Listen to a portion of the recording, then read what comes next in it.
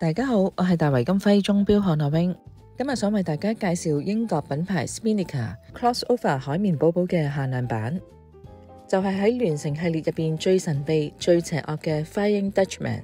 呢個主題係嚟自海綿寶寶嘅電影 Search for Squarepants， 設計係走懷舊海洋冒險風格，係以 SpongeBob 同 Flying Dutchman 海盜船作為主角，營造航海尋寶嘅氛圍。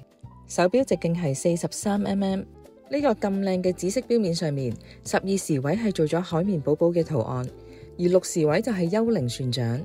而佢而家行緊呢支秒針呢，都做咗海盜船嘅圖案，夠晒立體同埋動感。3時位亦都做咗星期日曆顯示。而講到呢隻錶嘅最大驚喜位，就係用 UV 燈一照，成個錶面呢都會發晒光，會將平時睇唔到嘅幽靈船圖案、海盜寶藏嘅標記全部浮現晒出嚟，夠晒玩味。除咗紫色錶面之外，仲有呢隻好懷舊復古嘅奶油色。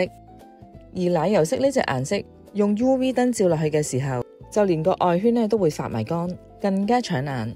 除咗錶面吸引之外，反轉嘅錶底都好吸引，係做咗個透視底，可以睇到呢個日本嘅自動機械機芯，亦都見到呢個用咗 Spinnaker 英文字母圖案做嘅錶陀。而呢款手錶仲有300米防水功能，配翻個旋入式錶冠。紫色面呢款全球限量400隻，隨錶仲會附送呢條紅色嘅膠帶同埋換錶帶嘅工具。而奶油色呢款全球限量450隻，隨錶會附送呢條奶油色嘅膠錶帶。呢款 Spinnaker 聯乘海綿寶寶嘅特別版，官網定價係3950蚊。咁我哋金輝鐘錶行都有個超級筍價俾錶迷。